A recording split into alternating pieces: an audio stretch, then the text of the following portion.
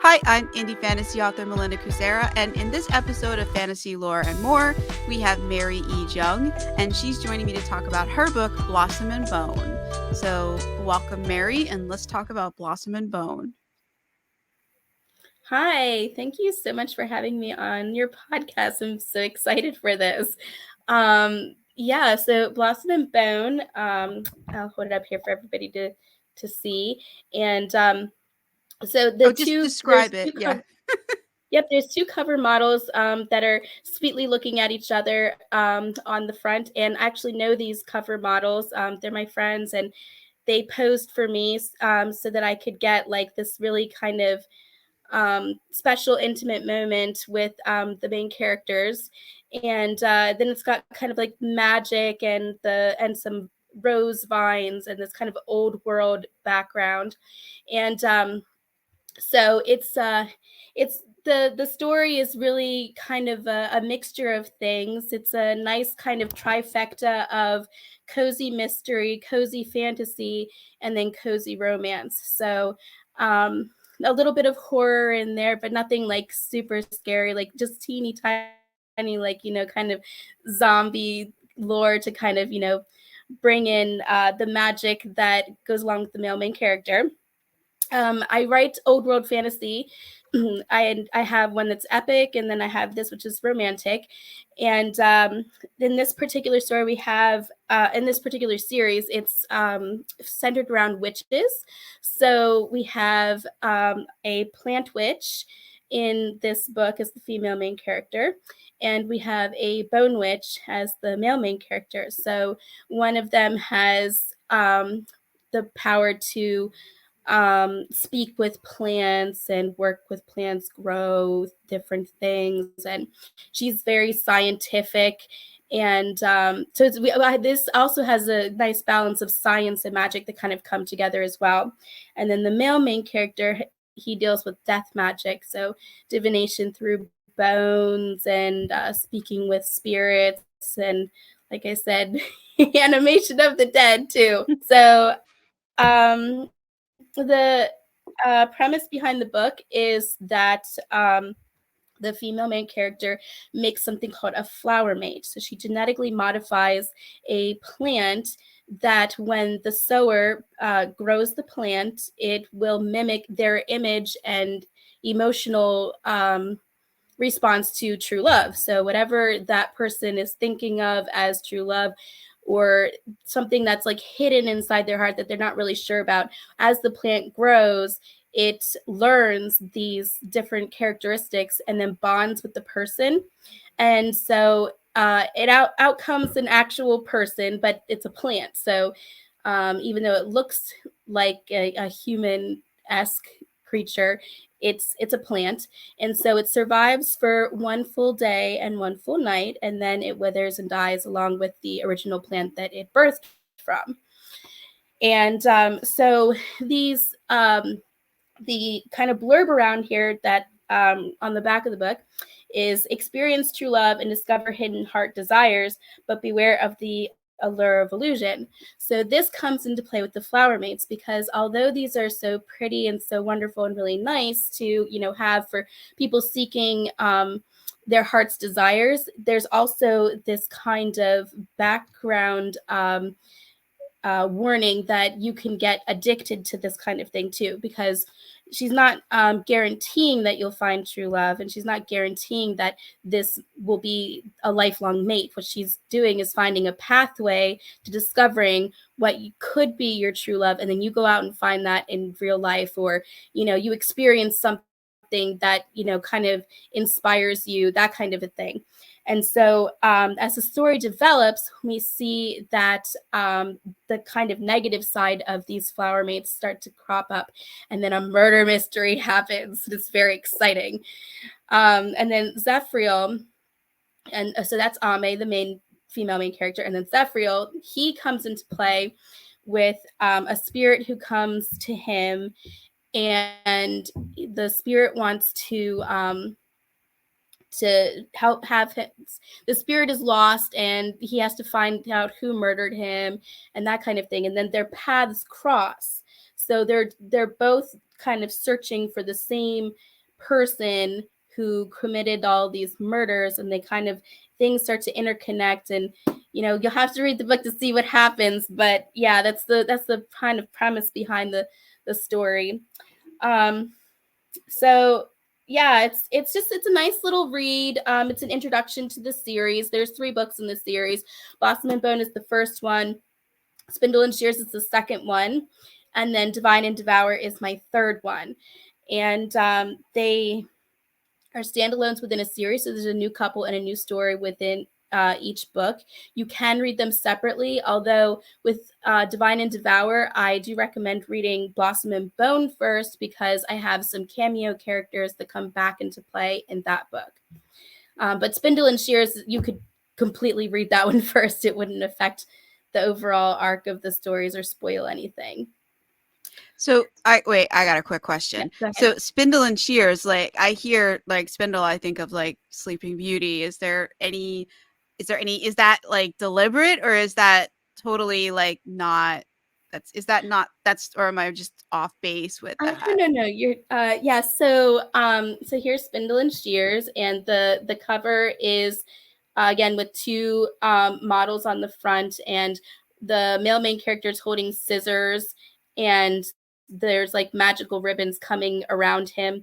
And so yeah, this is about a this started out with the spindle lore that came from Italy, and they believed that the spindle could ward off evil spirits, and they actually used like 9 spindles to um, put to nail into the ground to keep vampires from rising. So I really liked this kind of lore around that. So that's where it kind of stemmed from. And also like the weaving and the spinning. Spinning is also a form of divination. So that's how that kind of, birthed into this book. So this one is also a mystery, but it's about curses, and it's a little darker than Blossom and Bow, but not by much. It's still cozy. And so it's a sewing competition, and there's a monster in there, and that one's really cool. But yeah, and it is a little bit like Sleeping Beauty, that it kind of birthed itself from that mentality. That's really cool. That's really That's so cool. Do you want to go into an excerpt, or do you want to talk more about it? Sure. Yeah, no, I can read. I'll read the first few pages here. So it's dual point of view, and in third person. So Amé will have a chapter, and then Xephriel will have a chapter, and so on and so forth. So this is the first chapter, and it's from Amé's point of view.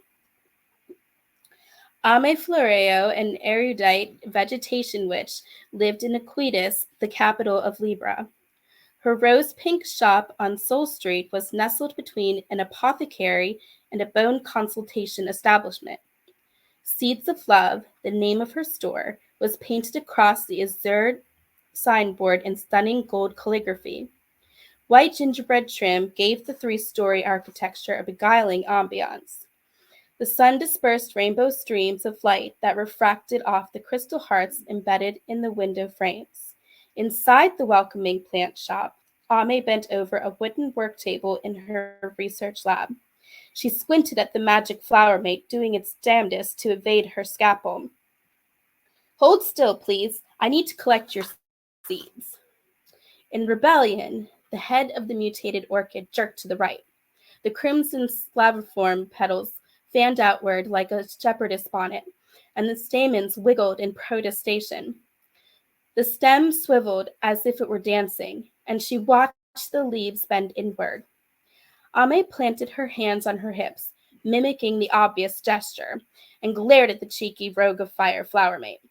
Witch-made plants had a degree of cognizance and communicated through intuition or telepathy.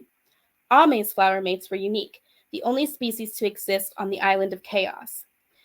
Magic and non-magic blossoms had been crossbred to produce humanoid plants that walked, talked, and interacted with mortals and witches. The plants that housed the flower mates grew to be the size of a horse. but Ame harvested the seeds when they were still juvenile and fit in a pot. She braced her hands on the edge of the table and narrowed her earthen brown gaze. The rogue of fire orchid, a type of flower mate designed to bring out cardinal appetites and a blatant disregard for rules, bobbed from its buried roots to its stigma. It receded a fraction, deceptively showing its deference, but without warning, it shot forward and dispensed pollen into Ame's face. Ame coughed as she sucked in a mouthful of yellow dust and waved her hand in front of her face.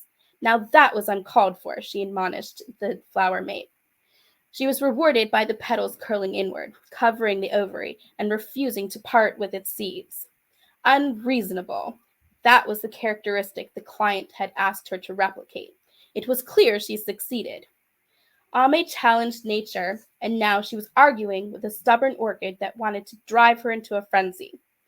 Annoyed by the adverse opinions of the rogue of fire flower mate, Ame grumbled. Your powers of seduction and sass will not work on me, my friend. Cease this display of protestation. I'm getting those seeds, and I'd like to gather them with your cooperation if you don't mind.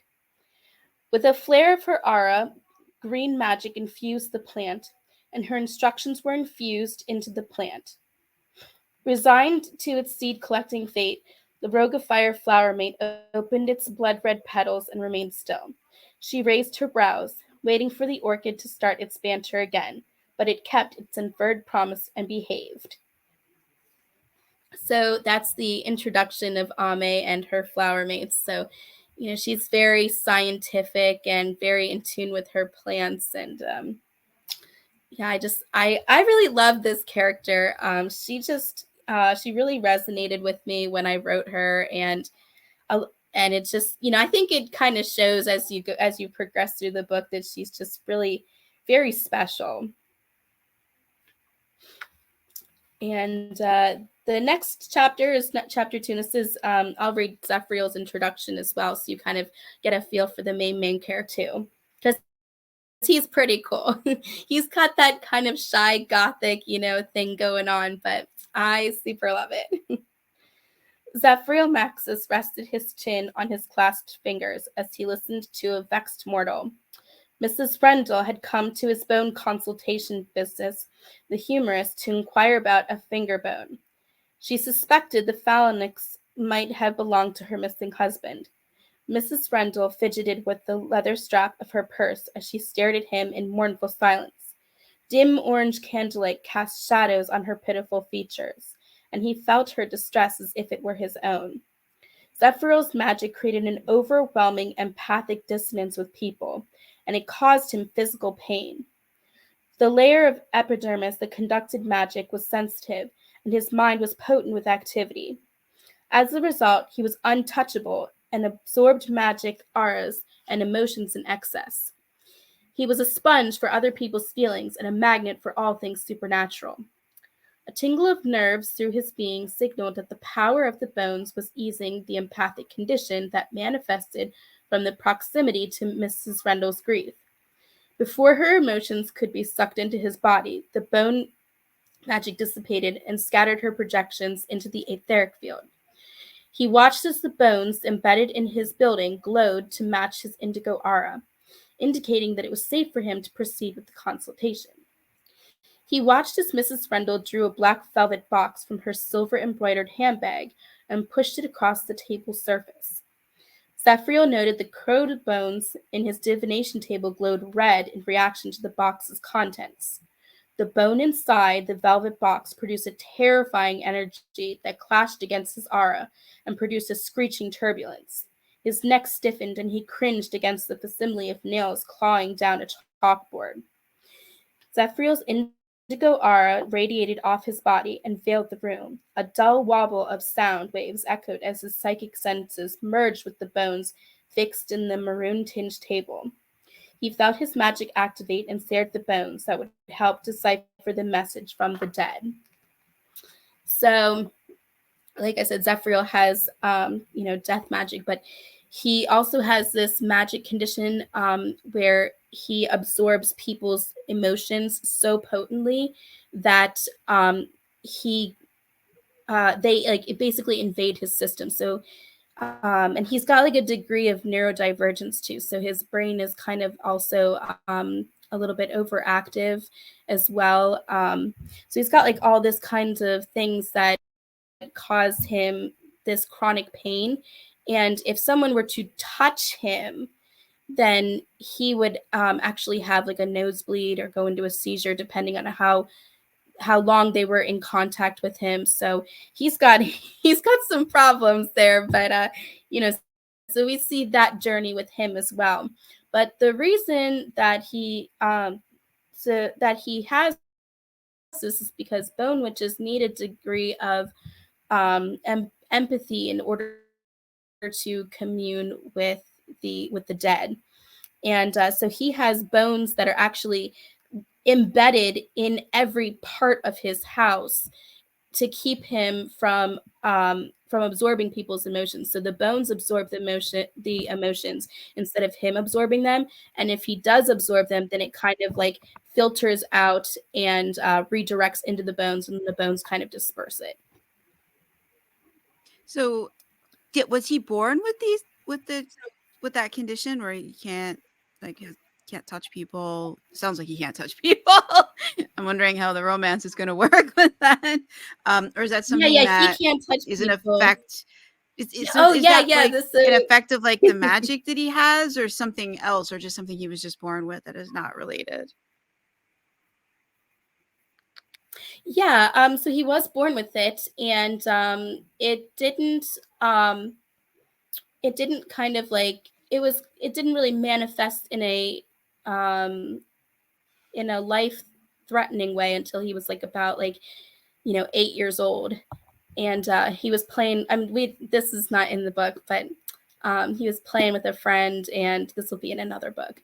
He was playing with a friend, and when the friend touched his bare skin, then he ended up having a seizure, and that's how they discovered that his condition was much different than other bone witches.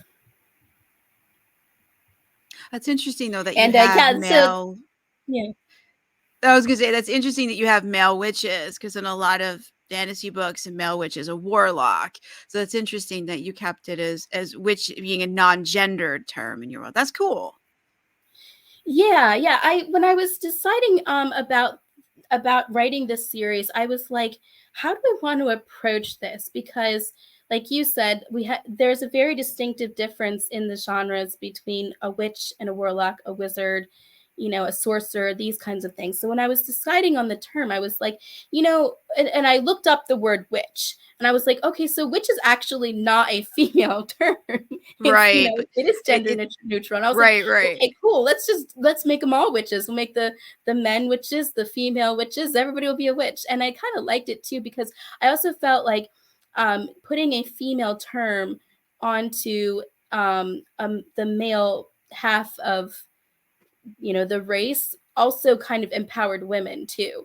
Like it made a little bit more, it made things a little bit more equal. So it wasn't like this separation of males and females either. So it kind of unified things. I see. So that's really cool, though. But you're right, like witches really isn't a gendered term. But over time, it's kind of become that. At Right, least right. we associate. You say the word witch, and someone is picturing a woman, not a man. That's Yeah, really cool. exactly. I like to turn things on their heads like that. And yeah, to No, and address you the should. romance. Yeah, You for should. As sure. fantasy writers, we have that ability. But to go back to what you're saying before, like, yes, in like the larger, like in like Dungeons and Dragons and stuff, there is specific, very specific definitions for which warlock, wizard, sorcerer, whatever. But we as fantasy authors get to define that for our own worlds. We don't have to follow what's in there unless you're trying to, you know, um what the words? They're all running away from me tonight. Unless you're trying to like appeal to a specific audience, like if you're trying to write for the D&D audience, you'd want to use things that they're familiar with and stick to what they know. But if you're not trying to, then you can kind of do your own thing and make it mean whatever you want. So Yeah, absolutely. And that's one of the things I love about being a fantasy writer. is being able to build worlds from scratch and just really filling in those details.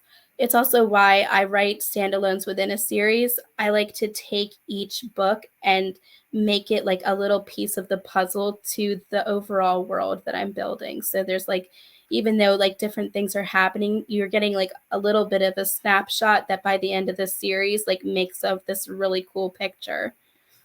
So let's go back to that. So Yep. you have a series. So every book in the series stands alone, which kind of blows my mind because usually if it's in a series, it's not a standalone. So can you explain that a little bit? Yep. Like, how does that So work for your series? yeah. So first, when I build the books and the stories, I have to pick two people each time. So when I'm mapping that out, I have to kind of figure out like whose story I whose pair of stories I want to tell during each book, and ultimately the story leads to two sets of couples. So there'll be one couple that'll have like a 3-book series that'll kind of, it just takes 3 books to tell that. And then there'll be one at the end that'll finish the story.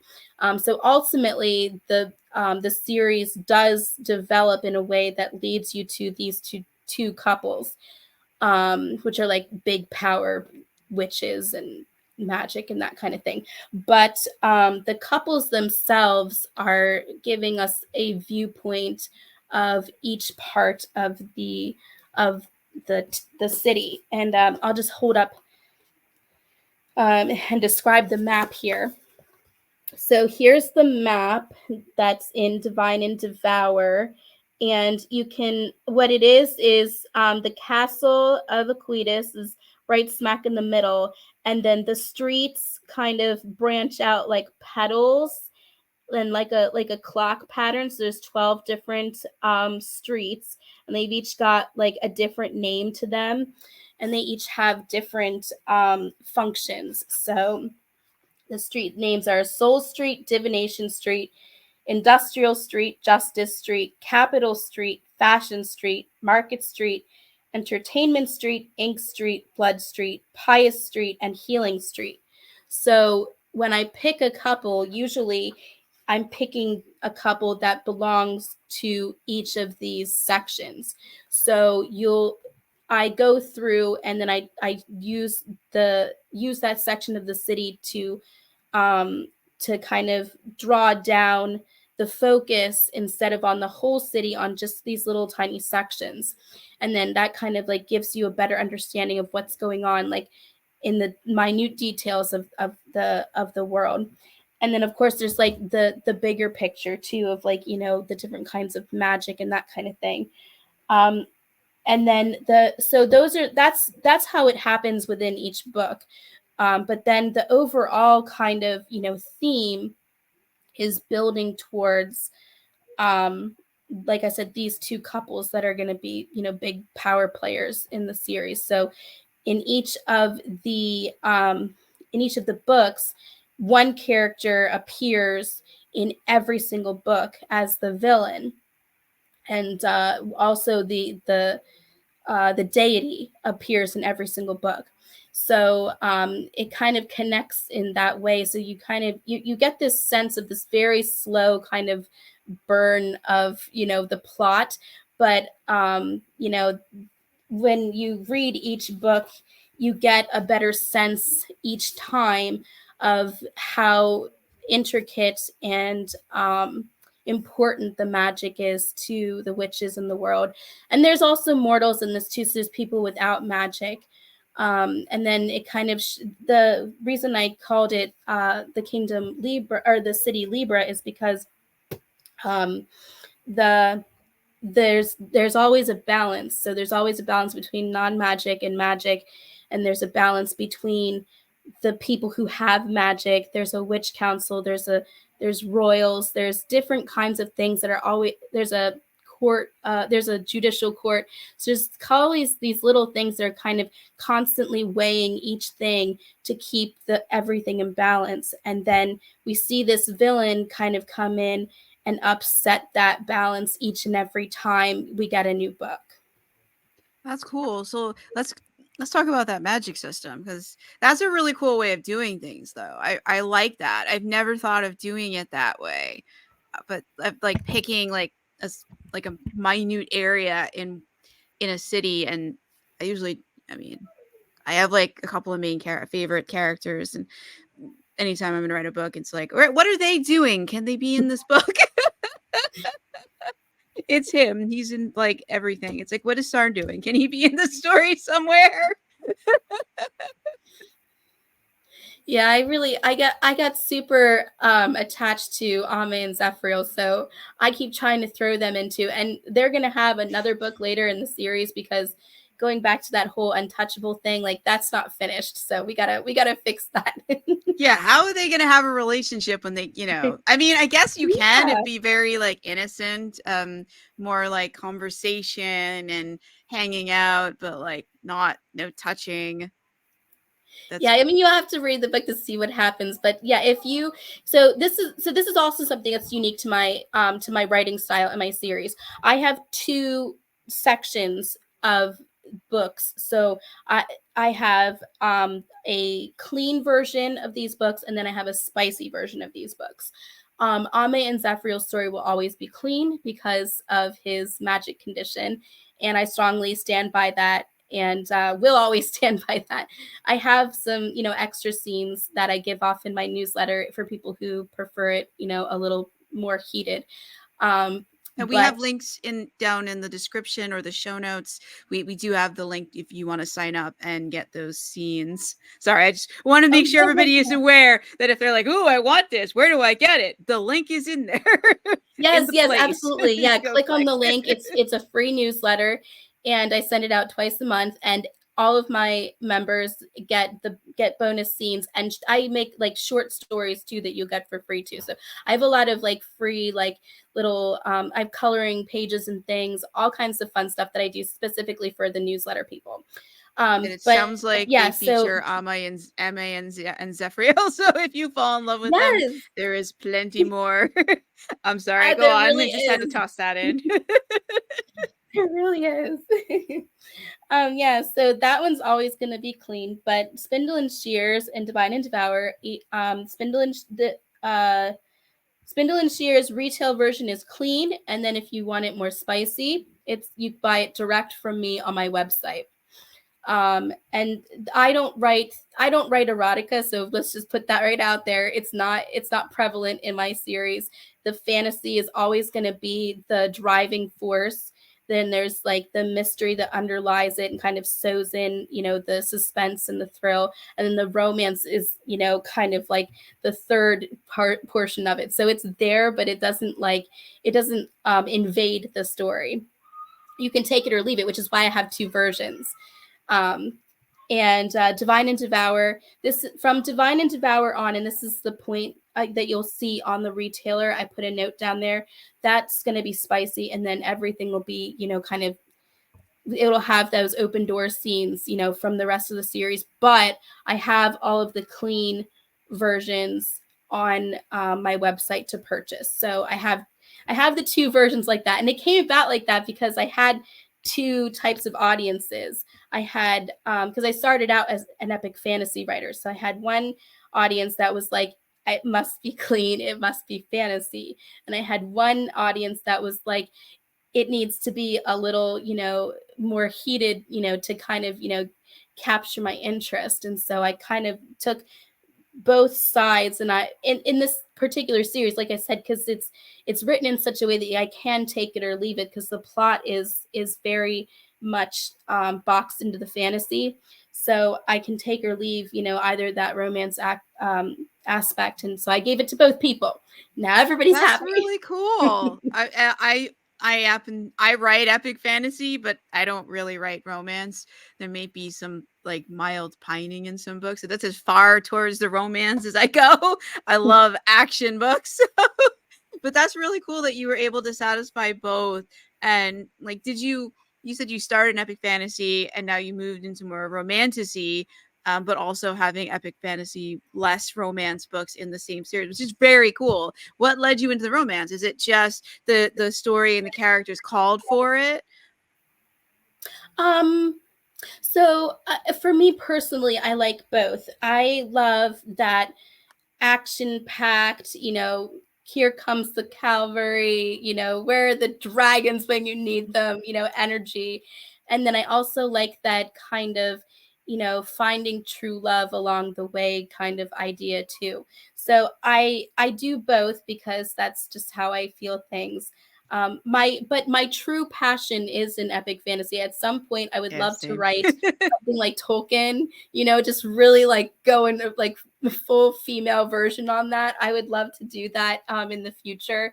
So my true passion is always going to be in fantasy and epic fantasy. But yeah, I do really enjoy the feeling of, falling in love and finding your true love and soulmate. So I just kind of did both because I liked both. And for the Libra Witch series, it just sort of worked that way. Whereas my other series was very, very focused on one character, like, and she was going to be the star of the show. And that's kind of, how I felt about that. No, that's really cool. So let's jump over and talk about the magic system. You keep mentioning that the Oh magic yeah, yeah. system. Yeah, We magic, got. I magic. want the details. Come on, bring it. Give us the details. I love that stuff. Let's talk about that. Okay, yeah, no, I actually specialize in magic systems and world building. So this is where I like to do all of my talking as well. And I'm sure you, as you listen to the excerpt, you can see that I'm very detail oriented as well. I love descriptive and image writing, that kind of thing. So my magic systems are very detailed. Um, so with the Libra witches, I actually I sat down and I was like, how is magic created? Like when we write epic fantasy, we often are just like, it's magic, it happens, and we get all excited about it. But I really thought about it in this series, especially since my first female main character was so scientific. So the way magic works with these particular beings is it's supernatural and it's biological. So there's a god, I guess you could call him. He's kind of gender neutral in certain places. He's the embodiment of the universe and the chaos of the universe. And so he bestows upon the very first witches, this ability to harness the chaos of the universe. So they have so witches have a kind of a direct connection to him, and so they're able to like feed off of that and then produce magic. But they also have a biological aspect.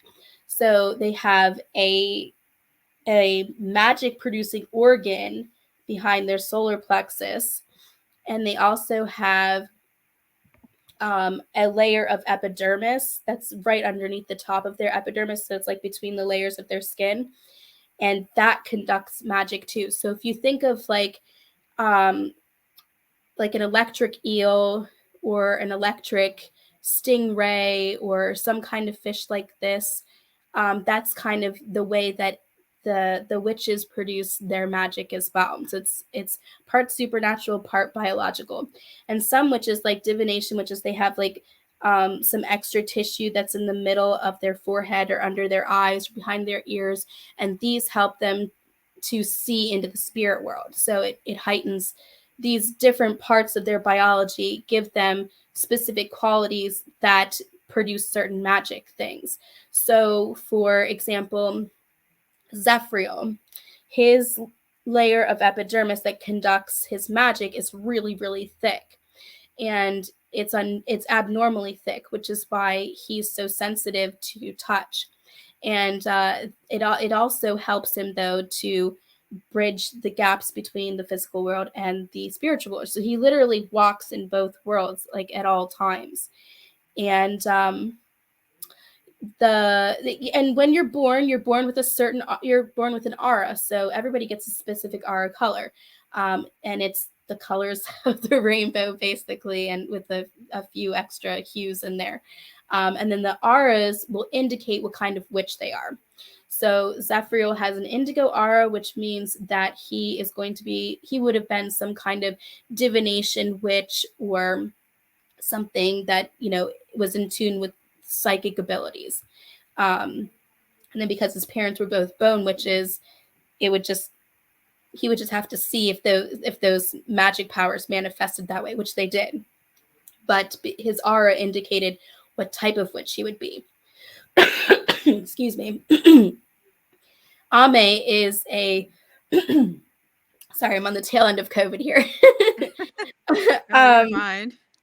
Amé has a green aura, so hers is directly related to healing and growth, things of this nature. So she could have ended up as a witch who worked in the hospital or with an apothecary, doing medicines and that kind of thing. And she did actually have a medical license to dispense different types of medicines prior to owning her shop. So, she has that kind of ability too. But her main passion and her main magical force is directly connected to the plants. So, that plays a part in it as well.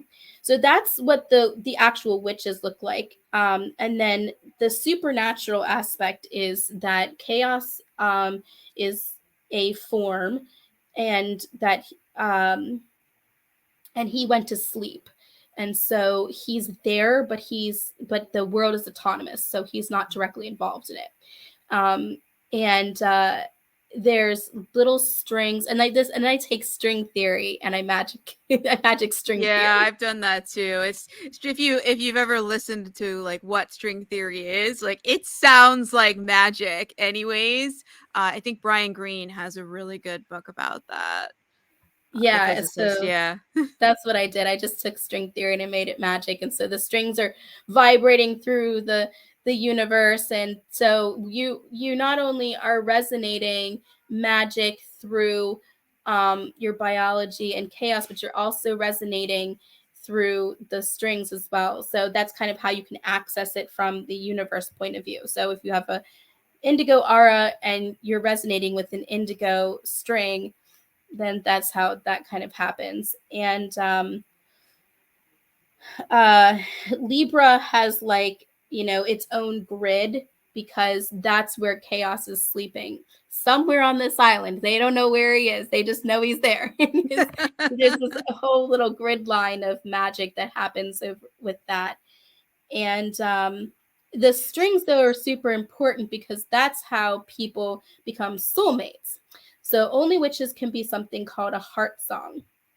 And so what happens is that the aura that's vibrating inside of one witch will harmonize with like perfectly and completely harmonize with another witch, in such a way that it alters their biology and their emotions and their magic, and they just become like one unit. So that's also part of the magic there. That's really cool. I don't know if my world has soulmates. I've not delved into that. Yeah. That's very cool. I like that. They harmonize. So when they become one unit, that they're just like a couple, they hang out together. Like what does that mean? They work magic together. So not to I don't want to spoil anything, but I do Oh, have okay. I Okay. do have characters that become heart songs. And so what happens is, if the characters touch each other somehow, like brushing hands or bumping in the street, the auras clash together. And then the auras will kind of merge, and they'll they'll make music. And what happens when it becomes a heart song is the music starts out with these two kind of harmonizing chords, and then it builds into like this whole orchestration and drives them nuts until they accept the bond. So Oh, okay. yeah, so it's also like a driving force to like make sure that these two people get together. Because I mean, like you could like be like, oh, this is some cool music that I just heard in my ear, and then walk off and not know what it is. But the heart song is so empowering and so overwhelming that it becomes like a living thing. And That's I cool. yeah, I have a degree in opera, so I wanted to put some kind of musical aspect into my magic too. I was gonna ask if you had a degree in music because there's so much here that like it's just very cool. Yep. I'm So blown away. yep. That's really cool. So my fourth book will actually be my ode to my music side of Oh, myself. so you're gonna put even more music in. That's interesting. So you mentioned Yeah. fourth book. Okay, how many books are out? So you've mentioned a couple of books. Yep. So there's 3 books that are out, and then the fourth book will either be written the end of next year or the beginning of 2025. So we'll see how that goes. I'm taking a little bit of a break from the Libra Witch series to focus on my epic fantasy series next year. But yeah, so there's 3 books out and there's a fourth book coming. So and for anybody who's wondering, we're recording this today on December 16th. It is 7 p.m. in the evening for me here in New York. I don't know what it is elsewhere. So yeah, so that's so that's where we are today. You should come back for the epic fantasy series. Come back and book another episode and we should talk about that. Yeah, absolutely. I can totally do that because It's my that's a whole jam. yes, and that's like I said, that's my passion. Someday I'm gonna do a Tolkien thing and it's gonna be awesome. But yeah, Why I've got someday? Because like I have a Tolkien thing that I started doing in 2016. It's still going. oh, my brain has to, I'm a plotter, so I have to plot the book before I write it. And like, I don't know, it's still fermenting up there as to how Oh, that's okay. gonna happen.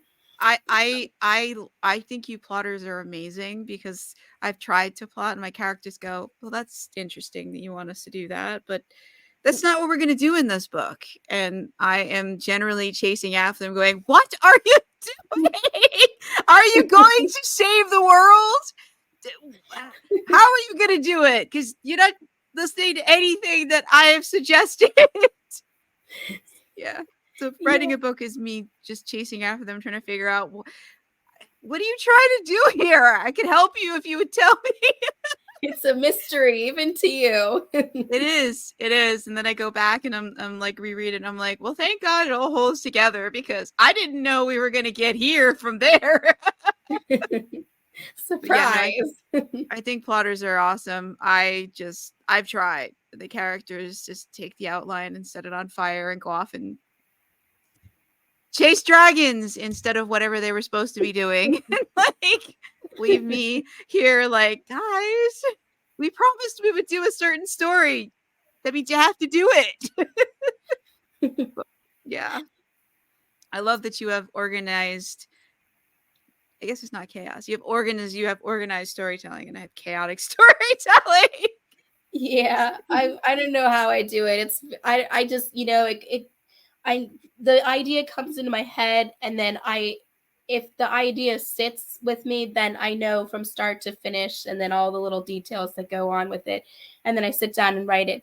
And I mean there's a degree of, flexibility that has to happen too because my initial plan doesn't always work out the way that I intended to, but I at least get the first draft down there and I'm like, okay, now we got to figure out if this is really the way we want to go to it. So, but I mean, I That's have really an cool. amazing team that helps me fill in the gaps or tells me like, when I've plotted something just really weird. And then my editor's really great at, helping me kind of, make sure that my structure is, it works and it's not just, me imagining something in my head and then thinking that other people are going to understand like the chaos that's in there.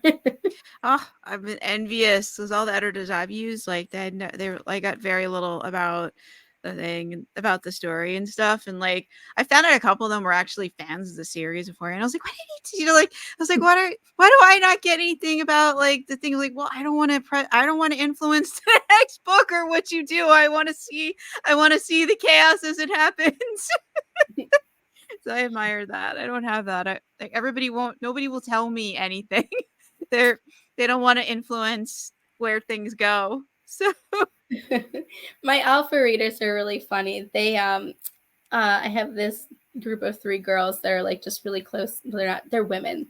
They're so they're full grown, lovely they're women. girls at heart. Yes, yes, at heart. And they are so funny because every time I get a new book, or I talk to them about the idea of the book and stuff, they like start they start like doing that old Sherlock Holmes thing, like trying to like figure out like where I'm going with the series, and like they start theorizing and everything, and I'm just like, you guys are hilarious.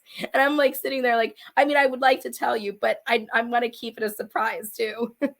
Oh wow. See, I wouldn't be able to tell them because I don't know where the characters are going until they've already gotten there. At the end of the chapter, I'm like, oh, all right, so that's what you wanted to do. You could tell me. Any Yeah. hint would have been nice. Right? A dream, anything. Right?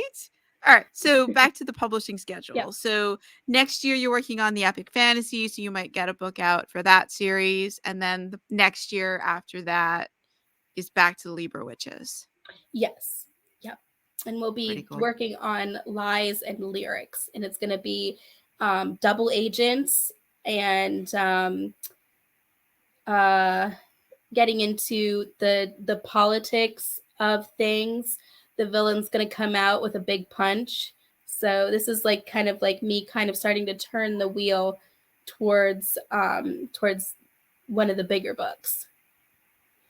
By bigger books, you mean longer or just Oh, I mean more? like plot wise. It'll be like, the in the as each book goes, right, at some point, and I'm hoping 2029 is when this happens, but we'll see. I'm I hoping love by that you have plotted out to 2029 and like I've only just gotten the characters to agree to what books we are working on in first quarter of next year. I would love to be able to get their agreement on what we are doing in 2029. They wouldn't even tell me what we're doing in quarter 2 of 2024. So I think that's out the window. But go on. I'm sorry. I love that. Oh, That's yeah, so in cool. 2029.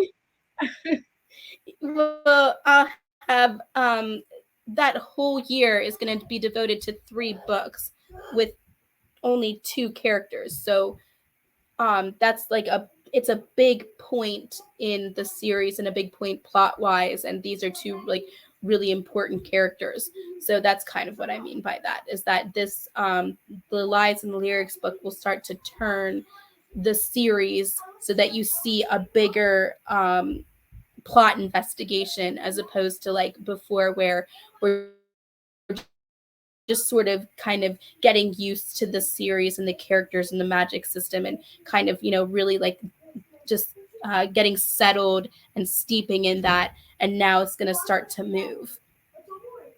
Oh, that's cool. So it sounds like maybe widening the view, maybe not as narrow a story as the other ones were, like the focus might be a little wider on what else is going on. Yep. So the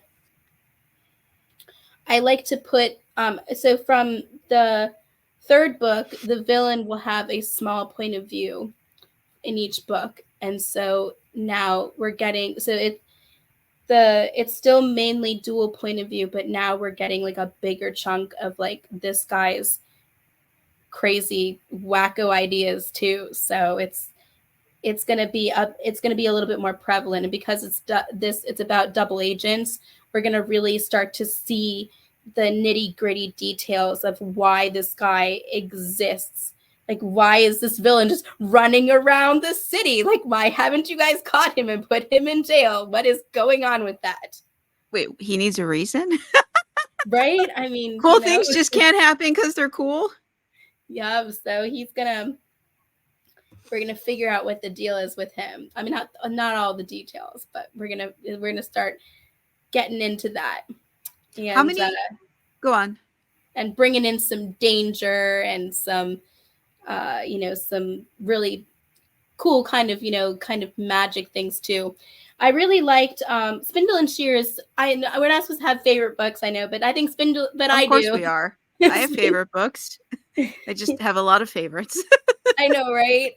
So Spindle and Not all of Shears them are mine.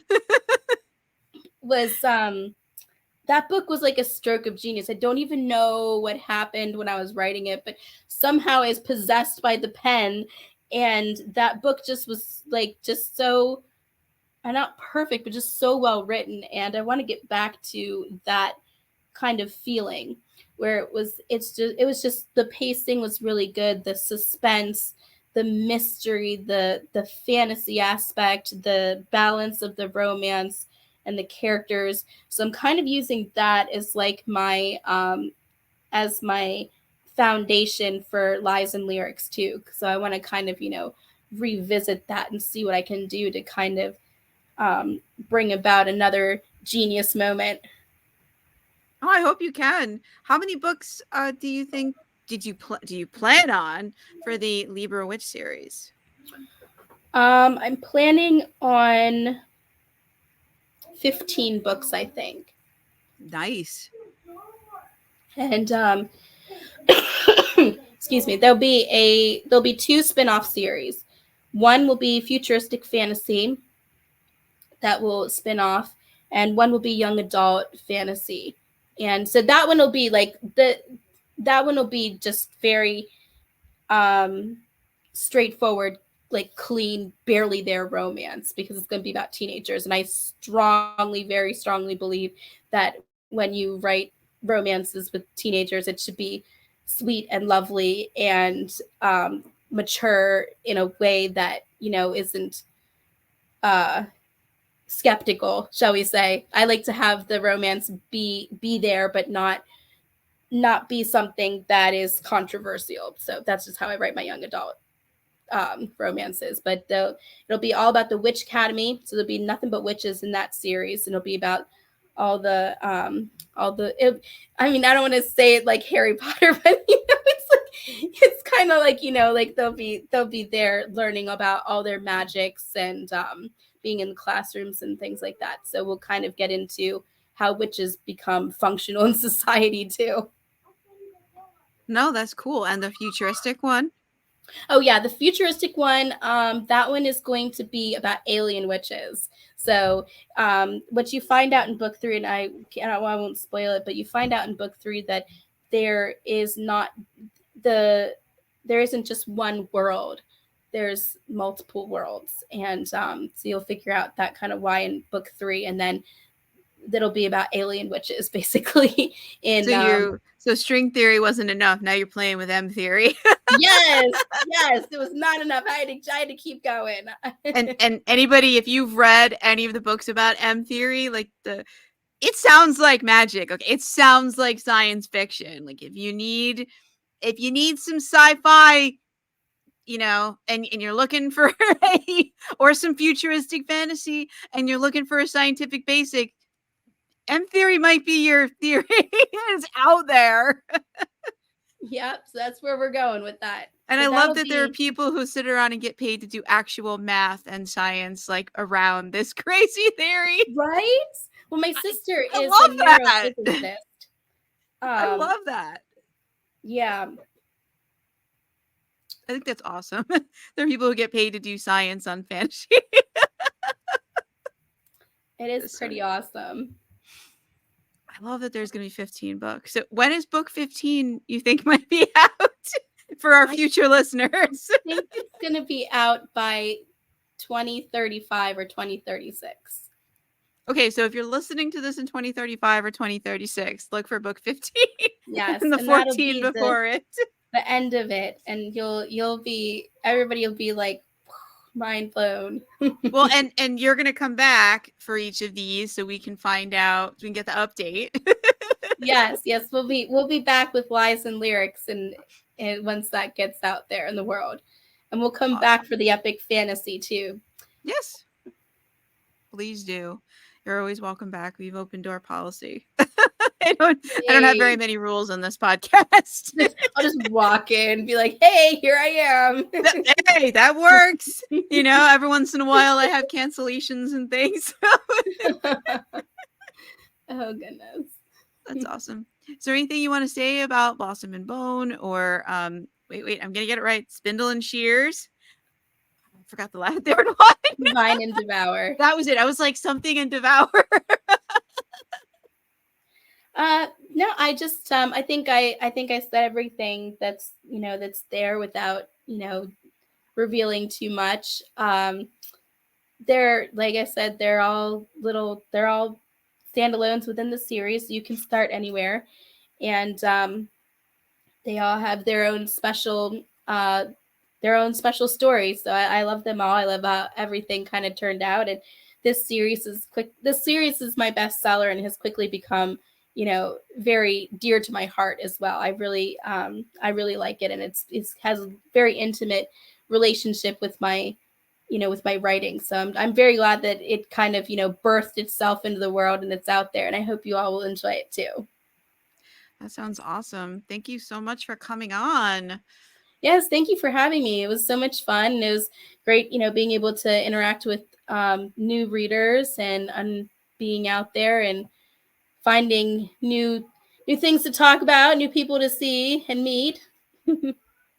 Yeah, no, that's the fun part of doing this podcast. I meet a lot of fantasy authors and I get to talk about fantasy books and I get to hear authors read their fantasy books, which is why I started doing interviews. I love that part.